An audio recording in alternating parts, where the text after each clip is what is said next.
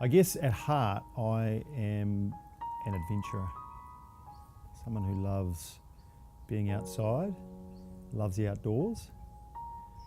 I grew up sailing in Wellington Harbour, and that was, I guess, one of my first tastes of the power of the outdoors. I grew up, from 8 years old sailing on that harbour, feeling the salt spray on my face and the power of the wind, and I've never really looked back.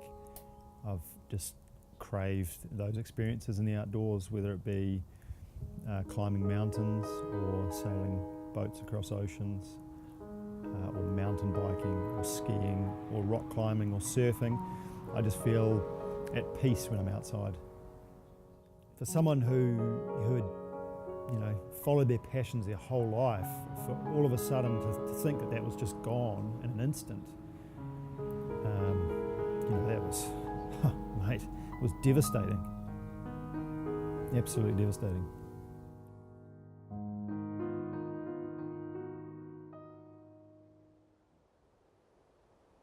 A friend of mine had invited me to go to Australia, to Queensland, to work in a bauxite refinery. And I was working 12 hours a day, 6 days a week at this refinery. I was craving some stress relief, really. So one morning, Ocean and Kirsten had said to me, "Oh, we're going to go down to the local park. Do you want to join us?" And I said, "Yeah, that'd be really cool.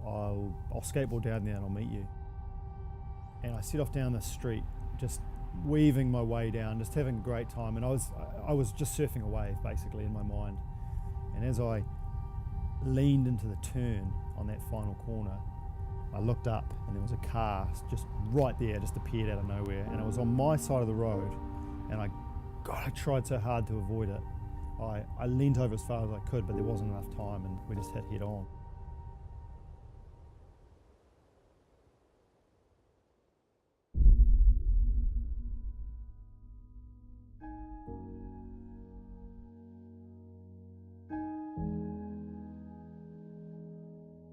And then the next thing I knew, I was on the ground in excruciating pain. Then the ambulance turned up and the paramedics asked me that question, that can you move your legs? And I sort of tried, and there was no way, I just had no feeling. I couldn't move my legs. Kirsten, minutes later turned up. She'd obviously heard the siren and someone had gone down to get her. As I came up the rise, I saw the ambulances and him lying in the middle of the road, and I was like, oh shit. And the look on her face when she saw me, she just went white. I think she vomited her. She was just, and I knew that was it. Life would never be the same. I was in Brisbane spinal unit for 4 weeks before flying back to Burwood, and I left Burwood after 6 weeks at the end of August 2012.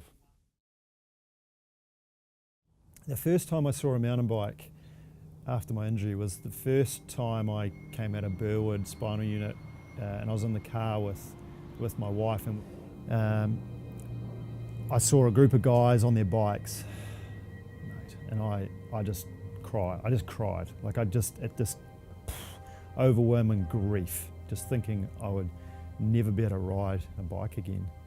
I did some research and I discovered there was, some hand bikes that have been adapted for off-road use. They're trikes. I call them a bike, but they're, tricycles. But I couldn't access the same tracks that they used to ride. It's just the trike was too wide. So I thought, why not build a two-wheeler? Is it, could it be possible? So I found a whole group of people. I found about 10 different guys with all different backgrounds: engineering, electrical, industrial design, and just some of my mates said, let's brainstorm, let's see if this is possible. And that's how the bike project started. I guess one of the first people I approached was Tim Cox, and he's an amazing industrial designer based here in Christchurch. What is it like to work with Mike? Terrible. Can't stand it. Most days when he comes in, it's just bullying and heartaches. Mark Banfield is an engineer, and he's one of the most generous guys I've met.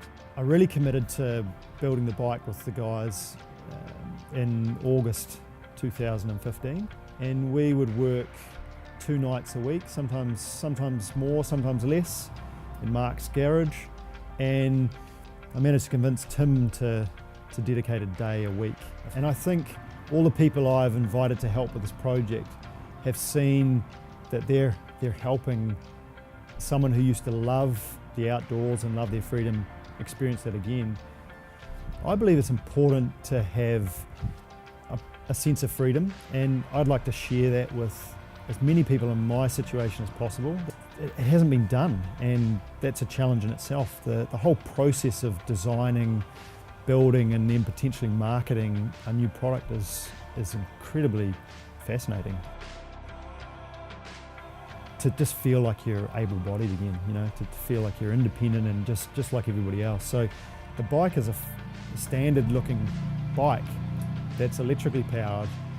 Some of the, I guess, issues, challenges we had to overcome included how do you get on and off, you know, a bike independently if you use a wheelchair or you can't use your legs. How do you know, how is it stabilised? You know, how do you stop and start without it falling over? And these are some big challenges to overcome. By the end of June 2016, we were ready to test prototype 1 for the first time. Now, how do I do this again? Leg over. One leg over first.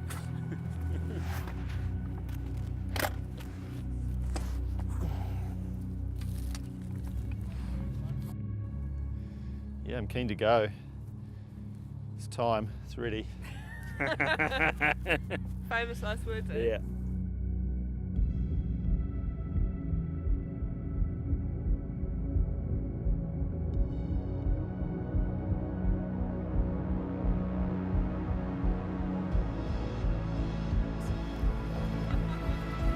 Okay, let go.